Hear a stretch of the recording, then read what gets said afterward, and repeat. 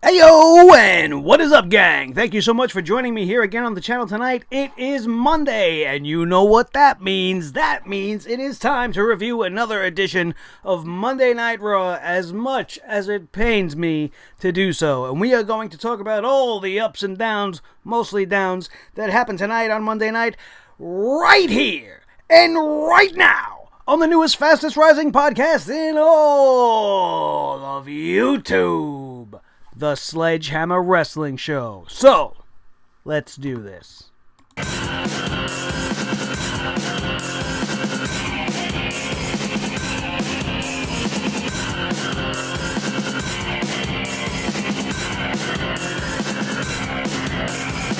Sledgehammer Wrestling Show.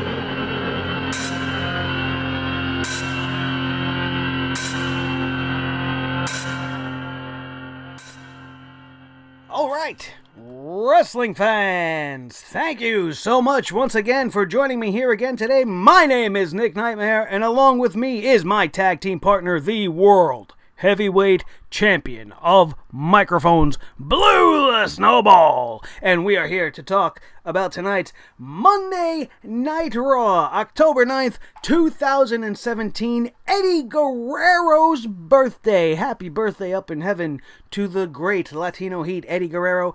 And the New York Yankees have tied the American League Division Series tonight. Absolutely fantastic for me, since I'm a big Yankee fan. Hopefully you are as well, and you enjoyed that news. And more than anything, Monday Night Raw came to us tonight from the Bankers Life Fieldhouse in Indianapolis, Indiana. And we had the reunion of the Shield. What a night. Are you guys as amazed as I was? Because I wasn't amazed. I wasn't amazed in the slightest bit. And in case you didn't know, they only told you during every single segment of the night that the Shield was back. We showed what happened in the beginning of the show about 6 times. Every single time we came back from commercial, we had to see what the Shield did tonight. And we're going to get into some of that, because what the Shield did tonight was absolutely asinine. Makes no sense, and only makes everything even worse, in my opinion. Like I said, we will get to that. We're going to try not to jump all over the place. A few things I want to touch upon before we get started is, if you watched the review yesterday of Hell in a Cell, you will notice, one of the first things you are going to notice is that I am not wearing the Sasha Banks glasses, and that's because my eye is, as you can tell, pretty much okay. It is not as bad as it looked yesterday, so we're not wearing the glasses tonight. It was such a pain in the ass wearing those glasses, because it gets really hot in this studio, and my face drips, and the glasses kept falling off my face. It was very annoying. It was almost as distracting as the ugly eye, but I'd rather be distracting in the boss glasses than have you guys look at me looking like Sloth from the Goonies. You know what I'm saying? So, like I said, if we can get this channel to 500 subs by the end of the week, maybe I will let you guys see me in that debilitated state. But be that as it may, no more glasses. I didn't like how it came out. If you want to check it out, feel free after you watch this to go check out the Hell in a Cell review. It is live on the channel right now. I will leave a link right up here, probably popping up right about now, if I time it right. So you could click that. Later, I would appreciate it, so we get through this one first, and then, of course, there's always more for you guys to watch. Don't forget to like, share, and subscribe to this channel if you are not part of the Sledgehammer Club already. What are you waiting for, man? Ring the ringside bell right next to the subscribe button to make sure you are up to date and you get the drop on each and every video the minute it goes live. And we are always coming to you guys with breaking news, reviews, and everything in the world of pro wrestling. We got an NWA story coming up this week for those of you, and I know there's at least one of you guys, you know who you are, that are interested in the NWA and what Billy Corgan's cooking up over there. So we got a little bit of news on that. We will cover that later on this week. But tonight's all about Monday Night Raw, and Monday Night Raw was all about the Shield. Like I said, there was nothing more to talk about with this show. And I know a lot of you guys are probably tuning in like, oh, the Shield, I want to see how happy you are. You know, I want to see what everybody's saying about how great it is, right? I heard everybody cheering in the arena, all these goons getting behind it, all these guys that know nothing. And all of you guys that are probably watching me right now, some of you guys were probably all over it and you were into it, right? You loved seeing them together, right? You loved the three-handed fist pump. You loved seeing everything that they did all night long. You were hyped because you're a Shield guy. And that's great for you. To be honest with you, I'm a Shield guy. I enjoyed the Shield in its original incarnation. I was pissed, just like everybody else, when Seth Rollins broke them up. Which happened right here, in the very same arena in Indianapolis, which was also the same arena we seen them debut the first time. So they used this little bit of history and this odd timing to plan this Shield reunion around so that they can say all of these things that I just said to you during the TV broadcast about 1,000,000 times. And let's talk about something real quick. Michael Cole, holy shit, does he suck bad. If there was ever anybody that was under the thumb of Vince McMahon and Kevin Dunn, it is definitely Michael Cole. His commentary tonight was absolutely nauseating. The words out of his mouth made me want to cringe every time he spoke. What it made me realize, in retrospect, is that Tom Phillips is fucking great. Last week's episode of Monday Night Raw, as mediocre as it was a little bit refreshing. Having to go back to having Michael Cole sitting there feels like we just got transported back to the early 2000s. And that this guy just doesn't belong there anymore. His phony intensity and his feigned enthusiasm is just ridiculous. You can't, look, I have extensive notes, right? I've shown you guys the notes before, and we're going to get to these notes, but I don't sit here and read these notes verbatim. This is just a guideline, so that I don't forget some of the key points and things that I want to cover as I'm bringing you guys my review of Monday Night Raw. Michael Cole reads a script. When Braun Strowman was put through a table tonight with the triple power bomb, not the Shield Bomb, Michael Cole. It was never called that, bro. Never once. It's only been called the Triple Power Bomb. Corey Graves, bless his little heart, he gave it a great name, the Cerberus. You know, the three-headed dog of hell. They want to keep going with the hounds of hell and put as many little, dog-like words in there, talking about how they're a pack. They want to do all these things. But he reads it. He reads it as if he doesn't feel it. He doesn't care about this moment. He needs to say what Vince and company needs him to say. So instead of, like JR back in the day, oh my God, look out, this is happening. It's more like, oh my God, Reigns and Ambrose setting up Strowman. This is unbelievable. It's not very robotic. It's just not believable. He's awful.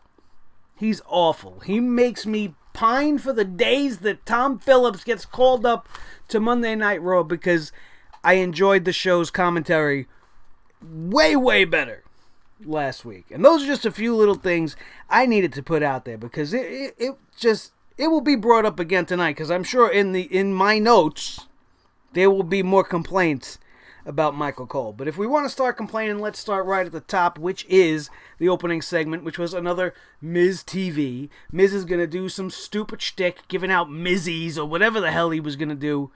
Bo Dallas was curiously absent from the situation. You had Sheamus and Cesaro and Curtis Axel and The Miz in the ring doing their thing. I really wasn't interested in anything they were saying, because we all knew what this was leading to. And of course, Roman comes out, they start running him down, he's standing there all silent and whatnot, and then Ambrose and Rollins would follow behind him.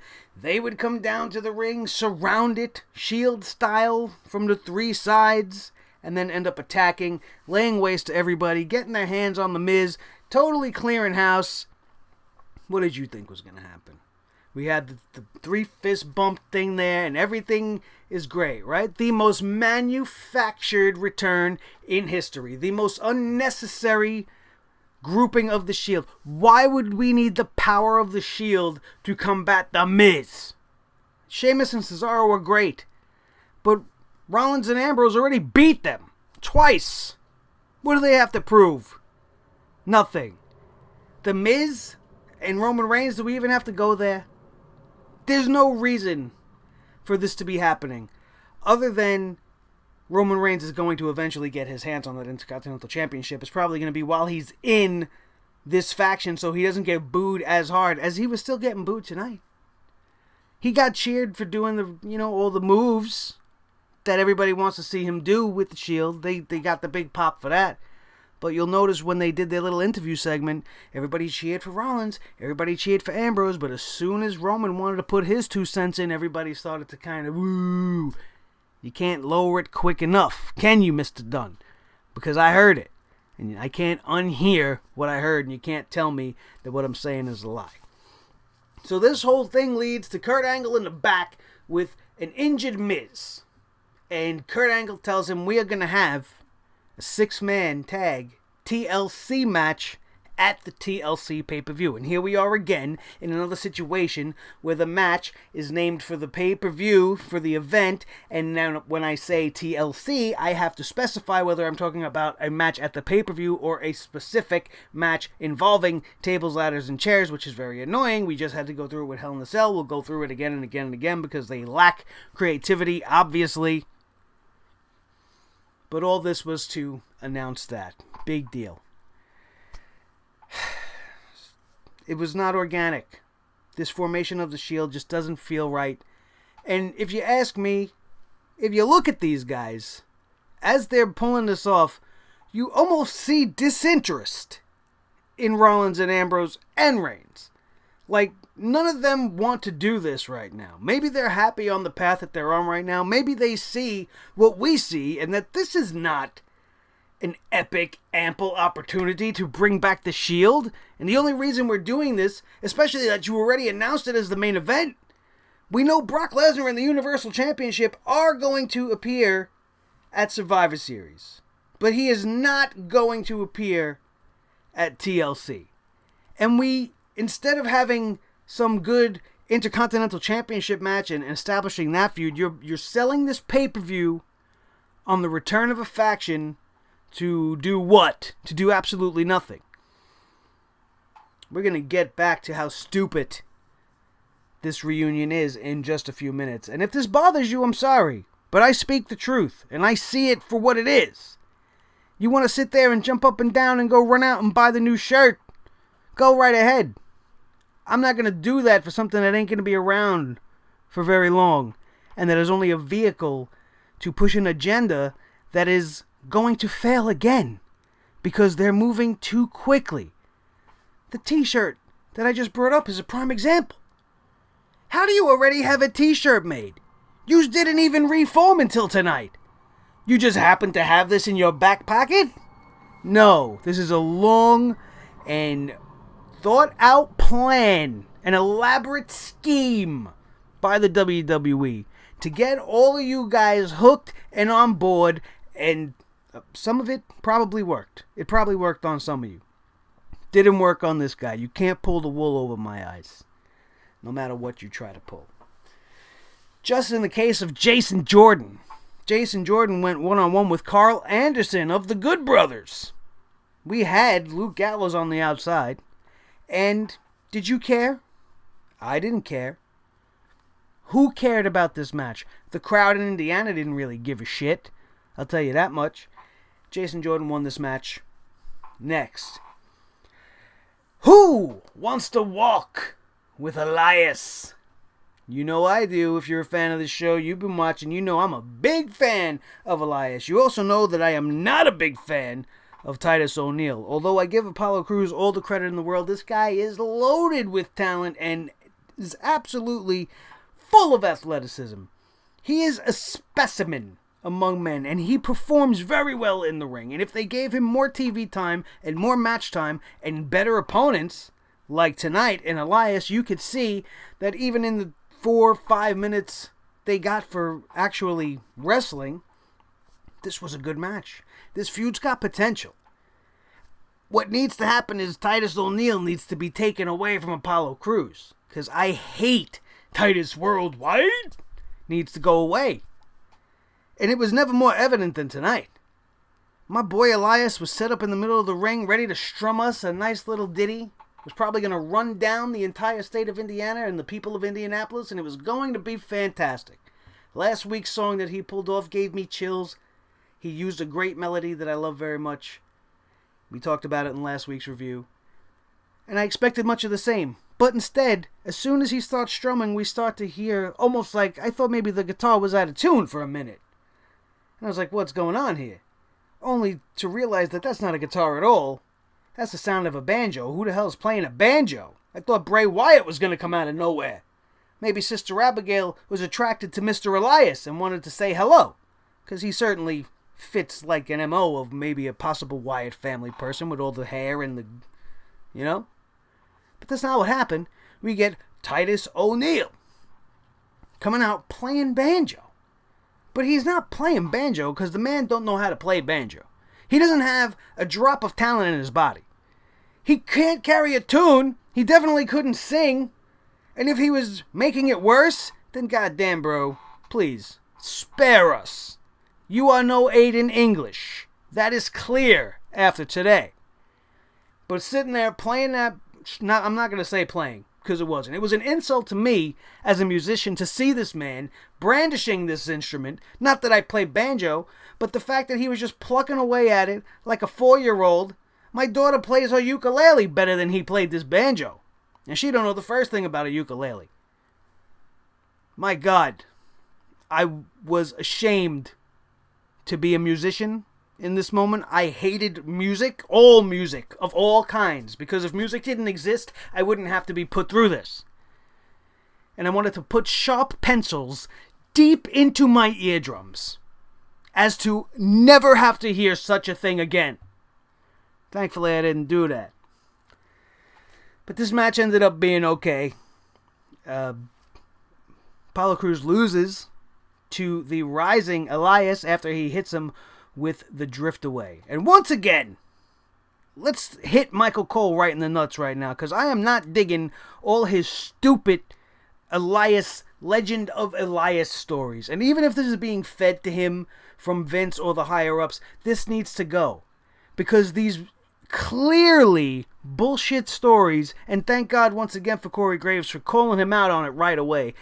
Michael Cole's trying to tell some story where Elias Sampson was with Slash from Guns N' Roses. First of all, how relevant is Slash from Guns N' Roses right now? I love the guy, I love the band, nothing against them, but why bring up Slash from Guns N' Roses? You couldn't find a more relevant, more now person. But Corey Graves hits him with it, and it's like, I'm going to call bullshit on this right now. You don't know what you're talking about. That's blasphemy. How dare you say these things? I thought it was fantastic. And I love that Corey Graves keeps getting on top of Michael Cole. But Michael Cole, man, you just need to shut up. You need to know when to say when. And sometimes maybe you need to go to the boss and be like, hey, you know what? That's kind of stupid. Do we have to say this? You know, why can't you have a little bit of balls? Stand up for yourself. Make yourself sound good. Don't you want to be a respected person? No, you want to sound like an idiot. You want to sound like a robot all fucking night. Like a Vince McMahon drone. The match was okay. It should get better. I hope they give these guys more time and they give this feud more time. And like I said, just keep Titus's role to a minimum and let Apollo do his thing, because he's great. And he can be even better if they allow him to become something. We've said that countless times on this show. You know that that's not the first time I have said that about that guy. We had Enzo Boring going up to Kurt Angle and calling him out to the ring, rather. He didn't go up to him. He came out to the ring, bored us to tears, called Kurt Angle out. He's like, oh, I don't understand. Like, I have this no contact clause, but Kalisto came out and beat me up, so, like, why isn't he fired? What's going on? Kurt Angle explains himself. He's like, listen, that piece of paper that I gave you, that is indeed my signature on it, and the reason why Kalisto is not having any problem right now is because that clause only pertains to cruiserweights that were already signed before we drew up that contract, which makes absolutely logical sense. although the contract in and of itself makes zero sense, and why the GM would even sign such a ridiculous doctrine to begin with makes Kurt Angle look like a goddamn idiot. Makes him look like an idiot. And they would paint themselves into a further corner with this when they announce a lumberjack match tonight between Kalisto and Enzo Amore, which was the whole purpose of this confrontation in the first place. How are you going to have a lumberjack match when the guys outside the ring are not allowed to touch Enzo Amore? It was made clear much later on in the night that clause would be lifted just for this one match. So why have it anyway? You could have come up with an easier way to do this. This was so illogical, and it just shows how stupid they are, and that they paint themselves into corners that they can't even get out of, and that they just have to throw it out there at the end. Oh, by the way, we forgot to mention when we first that this is like this, so just come on, guys. We got to get better at this. Finally, on a little bit of an upswing, although it will quickly shoot us right back down to where we just came from, we have Matt Hardy, booked in a match against Braun Strowman. This was absolutely refreshing to me. This was intriguing, and I could not wait to see what was going to happen in this match. Is this possibly the beginning of Matt being awoken? Or is Braun Strowman going to be the one to break Matt Hardy in the absence of Jeff Hardy? I had all these wild things going through my mind because this was such a different match. Their first ever one-on-one confrontation. I was all in. I was like, finally! Something to watch on Raw that's going to be great. And then you see Braun come out and you see Matt Hardy come out and they start out the match for about a minute and we go to friggin' commercial.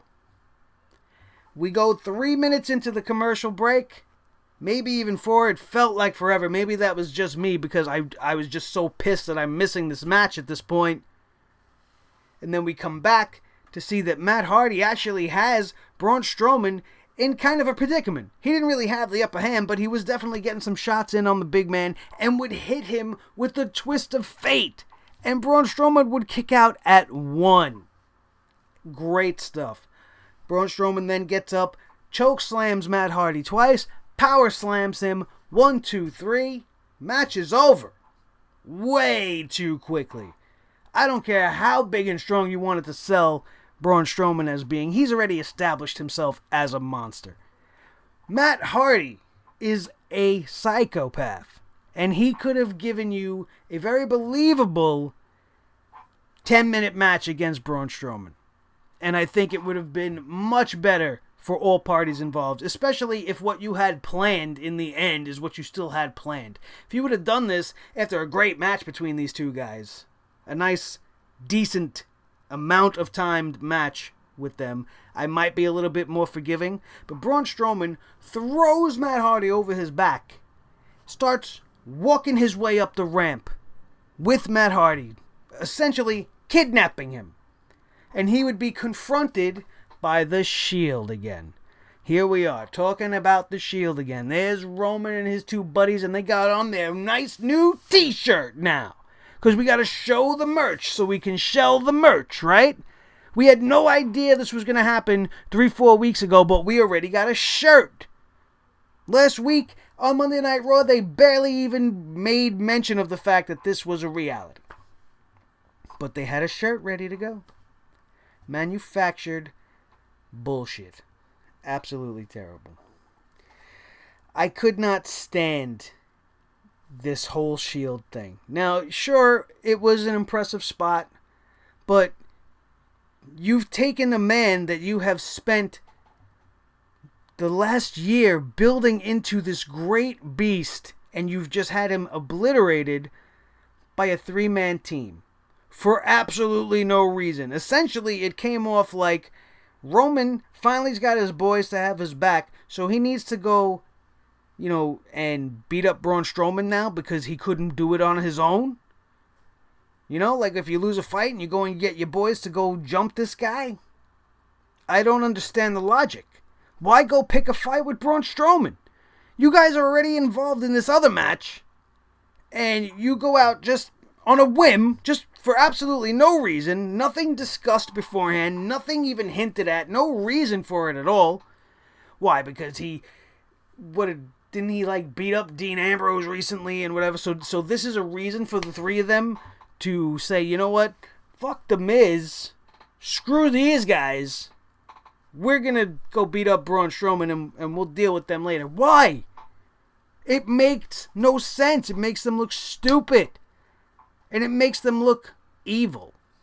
And we're not doing that version of the Shield, are we? I mean, not that I'd be against it, but let's be more clear in what's happening. Is Braun Strowman definitely looked like the face in this situation, getting beaten down by a gang of heels. For no reason at all. Were they protecting Matt Hardy for some strange reason? What was the motivation in attacking Braun Strowman? Made no sense. Let's move on. Mickie James and Alexa Bliss. This always makes me happy. For some reason, this pairing works for me. I love their promo work.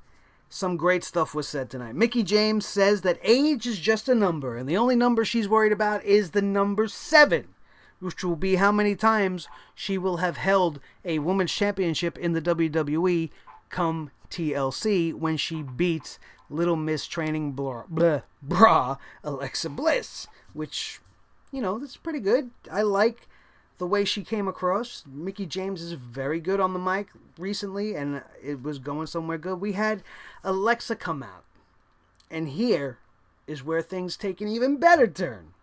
She comes out and is very, very nice and is very apologetic. She's like, you know what, I'm sorry for everything that I said, and I realize now that some of our fans today might not know who you are because you're so old. So I had this video package made, and we had this old school black and white with the film grain and the lines and the little old-timey music, right? And you had the classic announcer talking about how old Mickie James is, and this footage is from a long, long time ago, and just really giving it to her about being around the age of 40, if she is 40 or whatever she is. It was great. I definitely laughed. I thought it was fantastic. They come back to the arena. Alexa's cracking up at her dirty work, right? She's really proud of herself. Mickie James goes off and she's like, you know what? You know, it's nice. You know, you want to call me grandma and this and that, but why don't you bring your little biscuit butt down to this ring and say it to my face and see what happens. The crowd jumped all over the biscuit butt line. I hope it sticks because I think it's great. Biscuit butt is a great chant. It's unfortunate that it's going to be linked to my favorite female wrestler, but I think it's adorable. And I don't mind it at all. So if you're in a crowd and you're going to see Alexa Bliss, feel free to chant biscuit butt. I think it's going to be great. We could probably get it over. It'll be fantastic. I liked the whole segment. This whole thing ended up with a minor scuffle between the two. And then Mickie James would go to deliver a Mick kick, but would miss as Alexa Bliss would duck out of the way and make her way safely to the back. And we've been talking a lot already, and we are only through the first page of notes, so we are going to speed this up. We had Asuka's promo package immediately following this, and we jumped right into the next female segment. So I guess it was just like, let's get all the girls in and over with, because we had Bayley and Sasha watching this promo package in the back with Kurt Angle. They start going off about who wants to face Asuka upon her debut at TLC, and Bayley, the peanut that she is, she wants to give Asuka a hug, and then a Bayley to Bayley. You want to give Asuka a hug?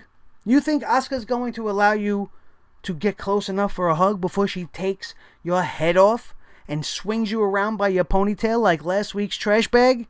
Like one of your little banana buddies or whatever the hell you call them? Get out of here. And you know what, we're not going to jump ahead. We're going to stick with the notes. After this, Sasha Banks is like, listen, I'm the only challenger. I'm the boss. It'll be legit, me fighting Asuka, whatever. And then everybody and their mother, except for Nia Jax, comes in. We had Dana Brooke, Miss Piggy herself. We had Emma. And we had, for some ungodly reason, Alicia Fox, who started this whole thing off coming in wailing like a banshee, absolutely acting like a 4-year-old girl. And it's annoying and so cringe that I just wanted to curl into a bowl and hide until this whole segment was over. This essentially would lead to a fatal 5-way for a chance to face Asuka at TLC on Raw tonight. The interesting thing here is Alicia Fox, in her wailing and flailing like a damn idiot, says, you know, my resume speaks for itself. I don't have t-shirts. I don't get chances. Why do they get all the chances? I'm good. I've been here for a decade. My resume speaks for itself. What's on your resume, you banana sandwich? Huh? Do you really need to be committed to a loony bin, or are you just playing a very convincing part as an absolute psychopath? What have you ever done? Who have you beaten worth anything? Name one program off the top of your head right now that you can go, oh man, well, Alicia Fox, the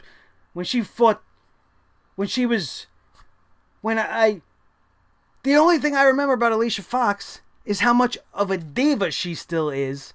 When you watch her on Total Divas, she is an absolute wreck of a person. She's like one of those people that you wouldn't want as a friend because they're just always on.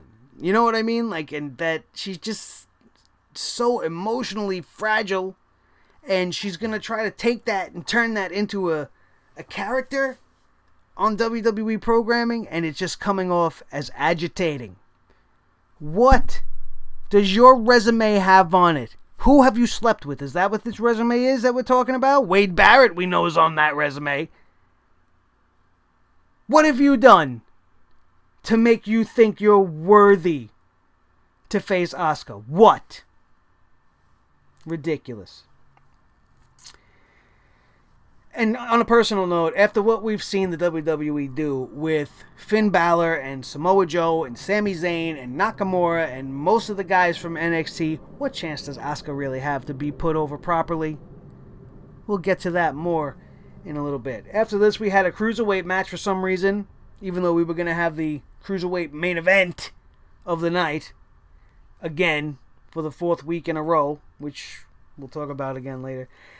Jack Gallagher and Brian Kendrick versus Cedric Alexander and Mustafa Ali. Your standard 2-3 minute Cruiserweight tag team match. Not much going on here. However, I do want to make one quick side note to say that I actually enjoy the pairing of this evil Jack Gallagher and Brian Kendrick.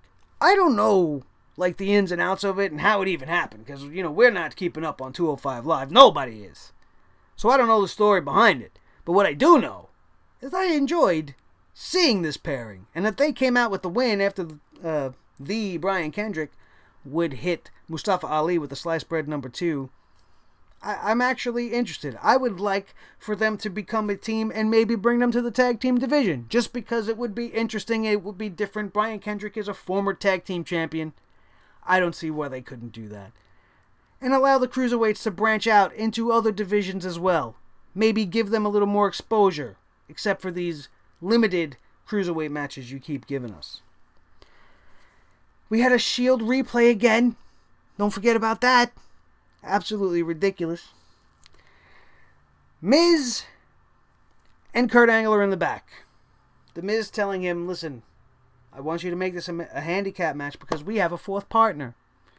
And how do you not know who's about to burst through that door? I don't even think he actually bursted through that door. I think he was standing way too far back to have kicked that door open, and it was a trick door that popped open on its own. I'm going to have to go back and rewatch it again, but that's what my eyes seen. Braun Strowman is being added to the TLC 6-man tag, and it is now a 4-on-3 handicap match, which makes even less sense. You wanted to make it look more dire for the Shield? Braun Strowman, a guy that Roman Reigns has already beat? Ridiculous. I could care less, and I care less even more. Another thing that I don't really care about, and I'm very upset about, because, you know, normally I probably would be all over this Bray Wyatt Sister Abigail thing in a positive way. But I think they've just dug Bray Wyatt into the ground so far. And they did so much with the Sister Abigail story already without it actually coming to a head. As Randy Orton killed Sister Abigail's spirit and all this shit, right? And now yet here she is. And now, after tonight, it leaves us to wonder, is Bray Wyatt really gone mad? And I'm saying this in a realist sensibility. I think he's absolutely crazy to consider doing what they are doing with the Bray Wyatt and Sister Abigail character. Now, Finn Balor is in the ring. And, oh, by the way, let's not forget to kick Michael Cole in the nuts when we can, because all night long, every time they mentioned Bray Wyatt's appearance tonight, perhaps we'll see Sister Abigail. Maybe we'll see Sister Abigail. Perhaps. Why don't you just come out and just fucking say Sister Abigail's going to be here on Raw tonight? You said it enough to... Perhaps she'll be here. If you said it 19,000 times and then she doesn't show up, you look like an idiot. Even though you look like an idiot anyway. Stupid Michael Cole. Finn Balor's in the ring. He says Bray Wyatt is a virus that keeps mutating. And Balor can't get away from it. But he's not afraid. And he could bring the whole Wyatt family. Bring Sister Abigail. Bring them all. He does not fear what Bray Wyatt has in store. And Bray Wyatt appears on screen, does the lights out thing, the screen's up. He's rocking back and forth, he's doing his Bray Wyatt thing, right? And here's another little side note. Why do we need atmospheric music in a live situation? This is not Hollywood. You are not making feature films. This whole segment, to me, would have been much more effective with nothing in the background, because the crowd was so silent you could hear a pin drop. Everybody was anticipating this Sister Abigail thing. And when Bray Wyatt would morph into Sister Abigail and become the bearded lady who's wearing a black shawl over her head, but you can still clearly see the beard beneath. And I know when we see Sister Abigail, probably next week, it's going to for sure be just him dressed in zombie drag. It's going to be Bray Wyatt dressed up like the little girl from the ring. It's going to be Bray Wyatt in the absolute worst thing ever written for him. What he said is not what the issue was. What he said was creepy. Sure, it was weird. They gave him a female tone, right? But you can clearly see it was Bray Wyatt. You can audibly hear people in the crowd laughing out loud because you were not sure whether he was really being serious with this. And at times, I was just sitting here like, what am I watching? What is he doing? Why are we doing this? So Finn Balor becomes a demon, and Bray Wyatt becomes his dead little sister, and that's supposed to equal out some way.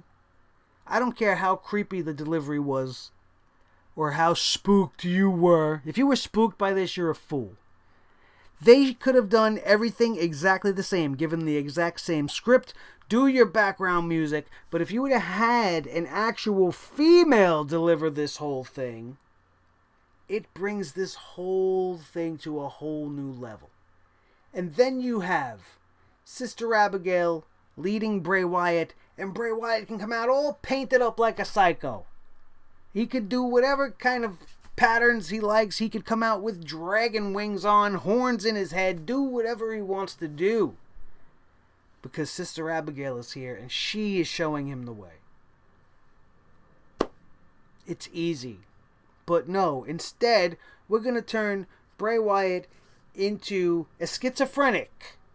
We're going to turn this genius madman character, this Cape Fear style character, into a schizophrenic with some serious deep-rooted family issues And this is going to be the key to him defeating Finn Balor.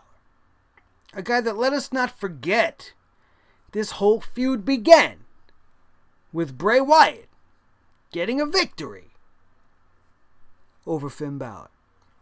So, really, what are we fighting for? I don't give a damn who dresses up as what. In the end, this whole thing is useless, and it's only painting Bray Wyatt, to me, in a more negative light. I'm all for creativity and trying different things, but this just feels wrong and unimaginative.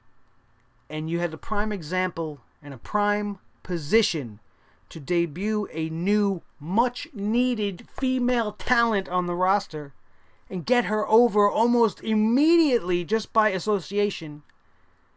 And instead you decide to try to dress Bray Wyatt in zombie drag.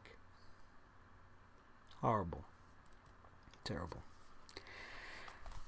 So, we are winding down to the end of this, and we are definitely still going to be annoyed. Because the women's Fatal 5-Way, for a shot at Asuka, Michael Cole once again rears his ugly head and deserves a double shot to the bolas because he, this blithering idiot, decides to say that any one of these 5 girls could give Asuka a real fight. Any one of these girls could be a viable contender against the incoming Asuka. Are you an idiot of a whole nother level? Sure, we've been bashing him hard, but this is probably the stupidest thing he said on the entire night. Are you kidding me? Do you not even watch NXT? The line goes, no one is ready for Asuka.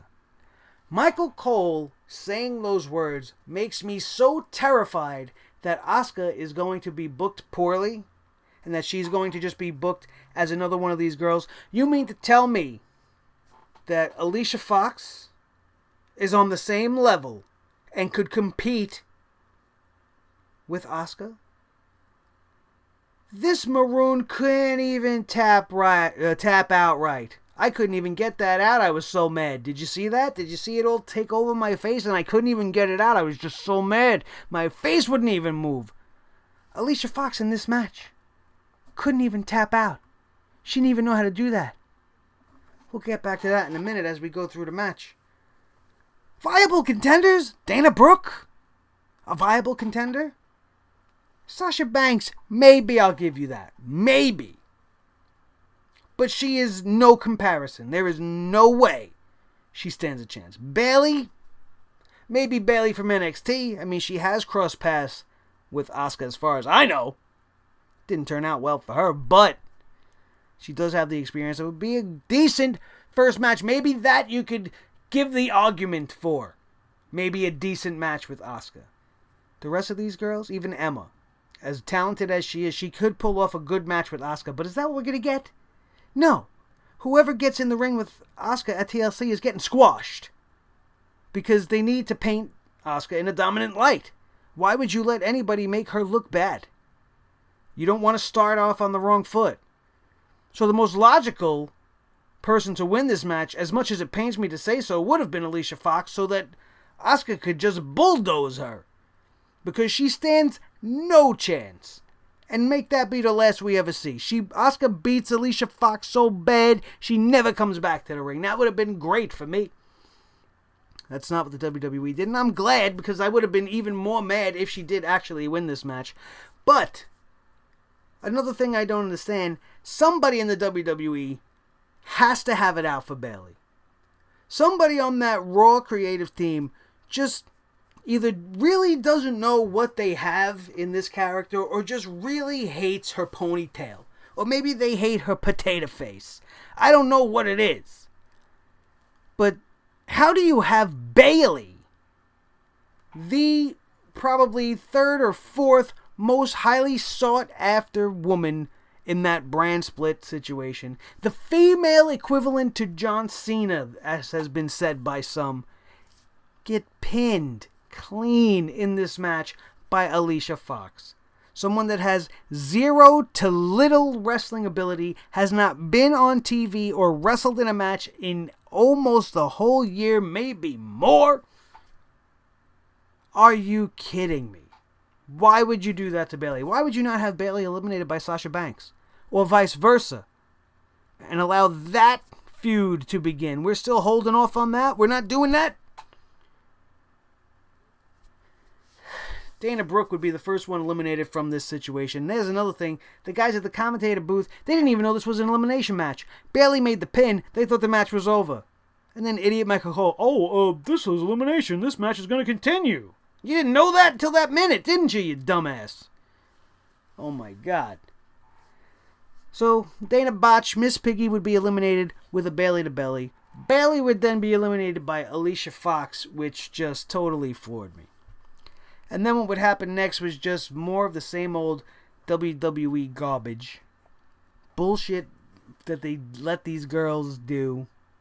And it was not impressive. They don't allow them to do what they should be doing in that ring. It was just... And maybe it was just because it was Alicia Fox and it was just sloppy and uncoordinated. Almost as bad as what we got the night before with Charlotte and Natalya at Hell in a Cell. Between these three girls. Only to have Sasha Banks roll up Alicia Fox into the bank statement, and this girl couldn't even tap out. She held on so long that I thought for sure she was either going to get out or Emma was going to break it up and Alicia Fox was going to win this thing. But she couldn't even tap out, which made me glad she didn't win this thing. This is a tap out. You're being hurt. There's a sense of urgency here. Get me out of here. Urgh. Right? That's how you would tap out. That's how I would tap out. This is not a tap out, you idiot. It looks like you're just pawing. This is a tap out.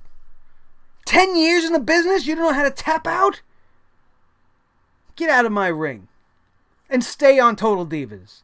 Go cry over your boyfriends and go ask Wade Barrett to hang on his balls again. Because I'm done with you. You're worthless. Can't even tap out. Sasha Banks would release the hold after the failed tap out, and Alicia Fox would be eliminated, only to get flash roll-up pinfall by Emma. Which I'm not poo-pooing the outcome here. I'm not hating on it. I don't mind. Like I said, we could very much be looking forward to an Emma versus Asuka match, which could be great. Emma is a fantastic wrestler. I wish they would give her 12 minutes with Asuka, but it's not going to happen. They're not going to allow anyone to make Asuka go 10 minutes long because that would make her look like a normal human being. And you don't want to do that with the Empress of Tomorrow. She needs to be larger than life. She needs to roll through people. Be impressive. I doubt they'll give her a nice competitive match, although it would definitely be great between these two. We're probably going to get a squash match, like I said. So, Emma, moving on. We're going to have one more week of build, and then we're going to have TLC. We'll see what Emma has to say about the Empress of Tomorrow next week. We have Finn Balor again backstage. He's reacting to Sister Abigail and her words. He says Abigail's words echoed through him, and Bray may have unleashed something really horrible, and now he knows what he has to do. And he walks away. What are you going to do, Finn? You going to buy blue paint this week?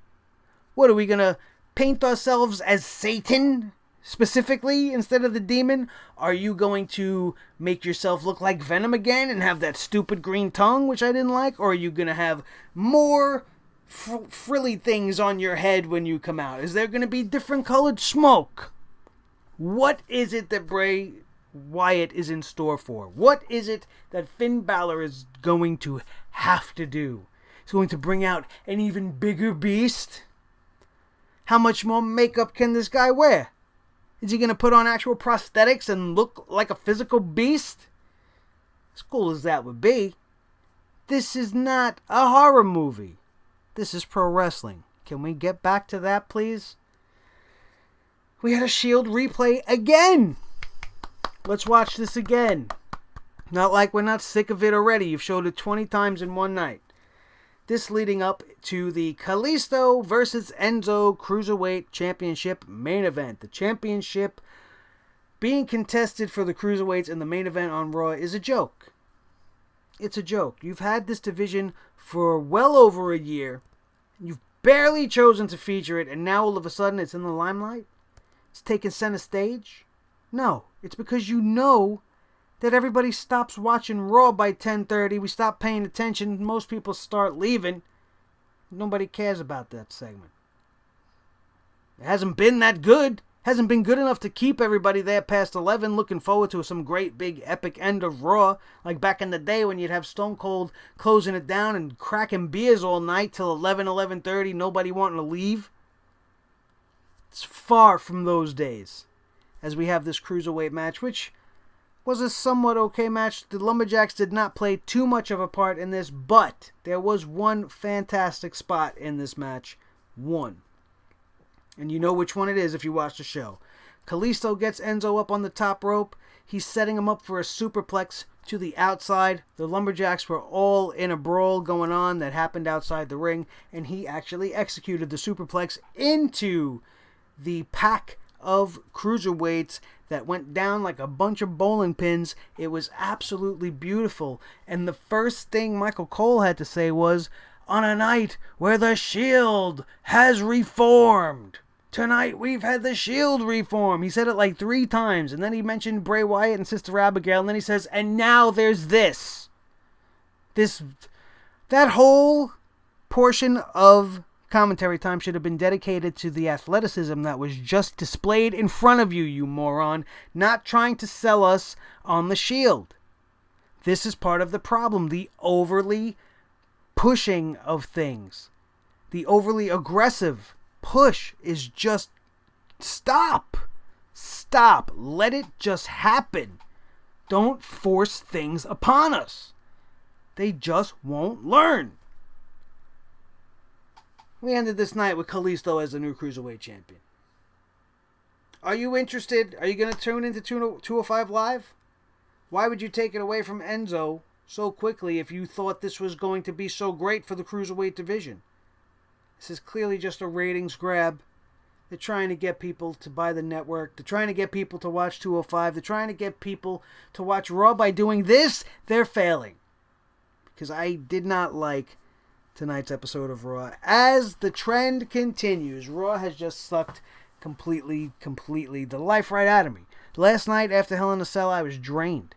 I didn't so much enjoy that last match as much as everybody else did. I see it for what it is. It was just a stunt piece. It was a fluff piece that ended up as a main event. The real main event started at the beginning of the show, and the rest of the show was just a big heap of garbage. And it was long and exhausting. Then I had to wake up this morning at 7 o'clock this morning and work all freaking day long. I didn't get home till 7 o'clock at night. And I showered and ate my dinner, and I sit down and watch this long, exhausting tribute to the Shield night. Because that's pretty much what it was. And I'm very, very tired. And this is the longest review we've done in a long time. And if you are still here with me at 53 minutes long, I love you. I love you with all my heart and soul. Thank you so much. And please, use the hashtag BiscuitButt. If you got to this portion of the show, use the comment section. Hit that hashtag BiscuitButt in there. Let me know you watched this whole entire show. It'll be the best comment section we ever had. While you're down there hashtagging us with a biscuit butt, don't forget to check out Clutch Chairs. The link is right down there in the description below. Every time you click that link, you help us out. All you got to do is go look at the chairs. Please do so. And that's all you need to do. That's all I could ever ask of you guys. As I could always ask you too, don't forget, like I asked you at the top, if you did not subscribe yet, after 50-something minutes, and you enjoyed this show and you didn't subscribe yet, what are you, a banana sandwich like Alicia Fox? Subscribe already. What's the matter with you? Then, don't forget to hit that ring bell right next to the subscribe button so that you get up-to-date, up-to-the-minute information every single time a video drops. You will know right then and there. It's an amazing thing to have. Make sure you hit it so you are in the loop and you don't miss a damn thing right here on Sledgehammer TV. Also, do not forget, please, to smash that thumbs up. Because, again, if you're here this long, you obviously liked it. So show the world that you liked it by smashing that thumbs up. Thank you guys so much for being here. This was a long and exhausting episode. You guys are awesome for being here with me through the whole thing. My name is Nick Nightmare with my tag team partner, Blue the Snowball Microphone, the World Heavyweight Champion of Microphones. And we will be back here tomorrow night with SmackDown Live Review. And don't forget to keep your eyes peeled for more breaking news on this channel, NWA stories, and anything else that comes down the line right here on the Sledgehammer Wrestling Show, only available on Sledgehammer TV. That's going to do it. And I am out of here. And thank you for watching, and we will see you next time right here on the Sledgehammer Wrestling Show. Good night.